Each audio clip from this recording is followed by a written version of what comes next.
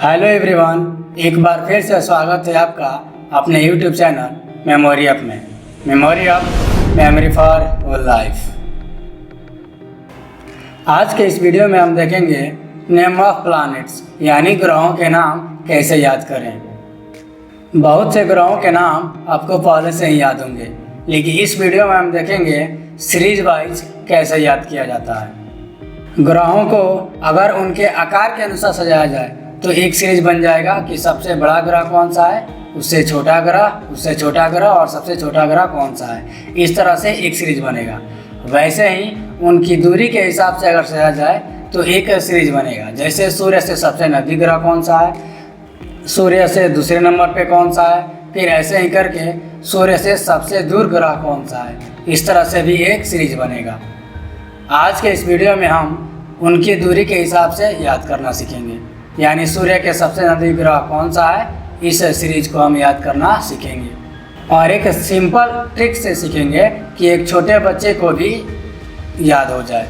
Memory tricks to remember name of planets according to their distance from the sun. यहाँ पर एक sentence लिखा हुआ है, उस सेंटेंस को देखते हैं। जैसे my very educated mother just serve us noodles. My very educated mother, इसका मतलब है मेरी बहुत ही पढ़ी लिखी माँ। Just serve us noodles, just मतलब तुरंत, तुरंत हमें नूडल परोसती हैं। यानी हमारी बहुत ही पढ़ी लिखी माँ हमें तुरंत ही नूडल्स परोसती हैं। सिर्फ इस सेंटेंस को याद रखना है, बाकी के जो भी प्लैनेट्स नेम है वो इसी सेंटेंस से निकल करके बाहर आएंगे। और इस सेंटेंस को तो आप खेल खेल में याद कर सकते हैं। माई very educated mother just serves अस नूडल्स। मेरी बहुत ही पढ़ी लिखी माँ हमें तुरंत नूडल्स परोसती हैं। इस सेंटेंस में कई वर्ड हैं और हर वर्ड का पहला लेटर अंडरलाइन किया हुआ है, मतलब हर वर्ड के पहले लेटर से एक एक प्लैनेट्स का नाम निकल करके आएगा। सबसे पहला है माई वेरी एजुकेटेड मदर। इसमें माइक में एम से मतलब होगा मरकरी, मरकरी मतलब बुध ग्रह। उसी तरह से वेरी के भी से होगा वेनस, वेनस का मतलब शुक्र ग्रह। एजुकेटेड के ई से होगा अर्थ, अर्थ मतलब पृथ्वी ग्रह। मदर के एम से होगा मार्स, मार्स यानी मंगल ग्रह।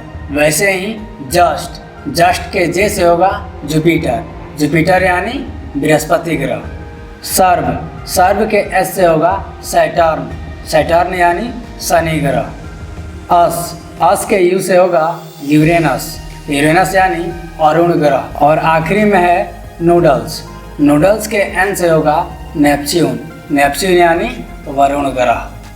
तो इस तरह से सिर्फ एक सेंटेंस में ही सौरमंडल के 8 ग्रह शामिल हैं। सबसे पहले कौन सा आया, मरकरी, यानी सूर्य से सबसे नज़दीक का ग्रह कौन सा है, मरकरी। फिर दूसरे नंबर पे आया वेनस, फिर तीसरे नंबर पे आया अर्थ, और चौथे नंबर पे मार्स, पाँचवें नंबर पे जुपिटर, छठवें नंबर पे सैटर्न, सातवें नंबर पे यूरेनस, और आखिरी में आता है सूर्य से सबसे दूर का ग्रह नेपच्यून। इस फिगर को ध्यान से देखिए, जो पिछले फिगर में दिखाया गया था वही इस फिगर में है। सूर्य के सबसे नज़दीक का ग्रह कौन सा है, मरकरी दिख रहा, और सूर्य से सबसे दूर का ग्रह कौन सा है, नेपच्यून। तो नेपच्यून सूर्य से सबसे दूर का ग्रह दिख रहा है। इन ग्रहों के नाम से पहला पहला अक्षर आप छाटिए और फिर वो पुराना वाला सेंटेंस बनाने की कोशिश कीजिए। अगर यहाँ से वो सेंटेंस बन गया तो फिर वो सेंटेंस भी याद रहेगा और उस सेंटेंस से ये प्लैनेट्स नेम भी निकल करके आएंगे। एक चीज़ और, इस पिक्चर में देख रहे हैं सबसे बड़ा ग्रह कौन सा है, तो सबसे बड़ा इसमें कौन सा दिख रहा, जुपिटर दिख रहा। तो सबसे बड़ा ग्रह कौन सा है, जुपिटर ग्रह। और सबसे छोटा कौन सा दिख रहा है, मरकरी। तो सबसे छोटा ग्रह कौन सा है, मरकरी ग्रह। नेपच्यून सबसे आखिरी में है, यानी सबसे दूर है।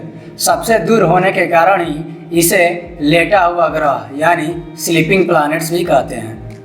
हम सभी जिस ग्रह पे रहते हैं उस ग्रह का नाम है पृथ्वी ग्रह, और पृथ्वी ग्रह सूर्य से तीसरे नंबर पे आती है। अर्थ के एक साइड में वेनस है, वेनस यानी शुक्र ग्रह।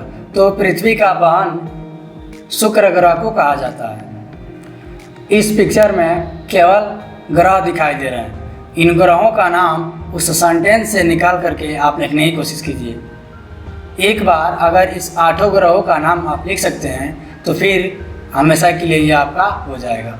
उस सेंटेंस को याद कीजिए और उस सेंटेंस के पहले अक्षर से सभी ग्रहों का नाम फाइंड आउट कीजिए। आशा करता हूँ आज का ये वीडियो आपको पसंद आया होगा।